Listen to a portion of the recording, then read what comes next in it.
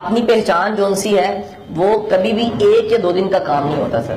یہ پہلا تو اس کو میں کہتا ہوں، اس کو سوال کو اٹھائیں. اس سوال کو اٹھانے کا مطلب ذرا سمجھ لیں. اس سوال کو سنجیدہ بنائیں کہ نہیں ہے جی. آپ میں سے کس کس کی شادی نہیں کس کس کی عمر 24-25 سال ہے اور شادی نہیں ہوئی؟ اب ہاتھ کھڑا کرو. ان 24-25 30 بھی لگا لیں، 24 سے اوپر ہی اب ہاتھ کھڑا کریں. میں یقین سے کہتا ہوں، آ جائیے سر، یقین سے کہتا ہوں آپ کا سنجیدہ سوال ہے آج کل. میں غلط کہہ رہا ہوں صحیح کہہ رہا ہوں؟ آج کل آپ کے گھر والے سیریس ہے کہ نہیں ہے، but you are ready for marriage. سب کے ساتھ ایسے ہی ہوتا ہے یار، اس میں کوئی شرم والی بات نہیں، شرمندہ نہیں ہونا کہ سر ہاں نیچرل ہے. یہ سوال کیا ہو گیا؟ اور انشاءاللہ اگلے ہم اگر 5 سال بعد یہی لیکچر دوبارہ دیں تو آپ کے 2 بچے ہو چکے ہوں گے. وجہ کیا ہے؟ وجہ یہ کہ جب بھی کوئی سوال سیریس ہوتا ہے وہ سوال انجام کی طرف چلا جاتا ہے، رزلٹ پہ چلا جاتا ہے، کسی نتیجے پہ پہنچ جاتا ہے. لیکن اگر سوال ہی سیریس نہیں ہے نا تو وہ ایکشن کی طرف نہیں جاتا، ایفرٹ کی طرف نہیں جاتا. یاد رکھیے گا، خود شناسی ایک سنجیدہ سوال ہے، سیریس سوال. یہ اگر سچ کہوں دل کے احساس کو بیان کروں تو یہ شادی سے زیادہ سنجیدہ سوال ہے. لیکن ہماری زندگی میں شادی کا سوال اتنا سنجیدہ ایک دور میں ہوتا ہے کہ ہم باقی سارے سوالوں کو خاموش کرا دیتے ہیں.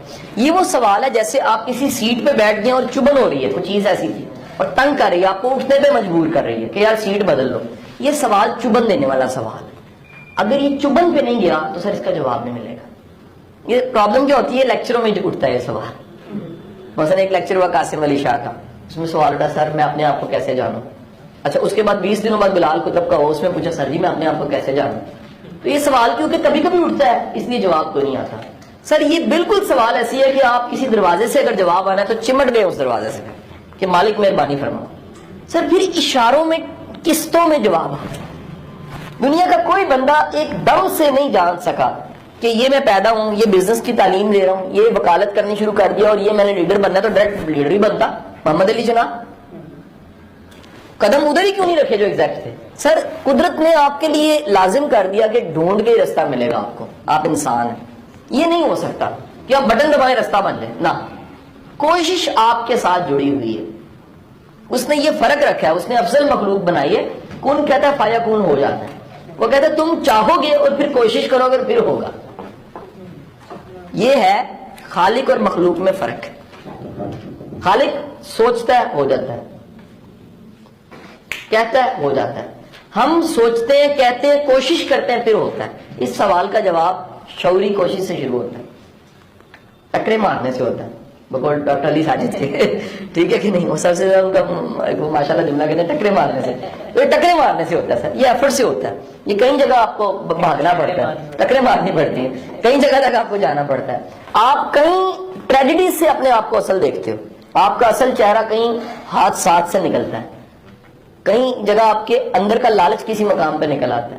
آپ اندر ایسے ہاتھ ڈال کے فرض کرو نکال رہے ہو اپنے اندر سے، کسی دن اندر سے سانپ نکل آئے گا، یار میں نے نفرت پالی ہوئی سانپ. کسی دن اندر یار موتی نکل آئے، آنسو سچے، ایسے آنسو جو مالک کی بارگاہ میں پیش ہوتے ہیں. کسی دن اندر ہاتھ مارا، پتہ لگا جناب کوئی اور چیز نکل آئی ہے، شیر نکل آئے، یار بہادری بھی میرے اندر ہی ہے. سو پتہ لگا یہ ساری چیزوں کو اندر کی تلاش کو کرتے کرتے آخرکار آپ وہ اصل کو پا لیتے ہو کہ اصل میں ہی ہوں.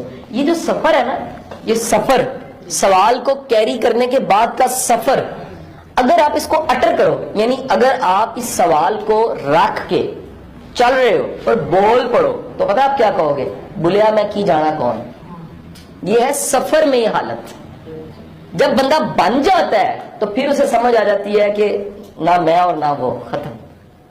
سفر میں یہی ہوتا ہے، اسے سمجھ نہیں آتی میں موسیٰ ہوں یا فرعون ہوں، کہ یار میں منفی ہوں تو ایسا منفی ہوں، مثبت ہوں تو ایسا مثبت ہوں.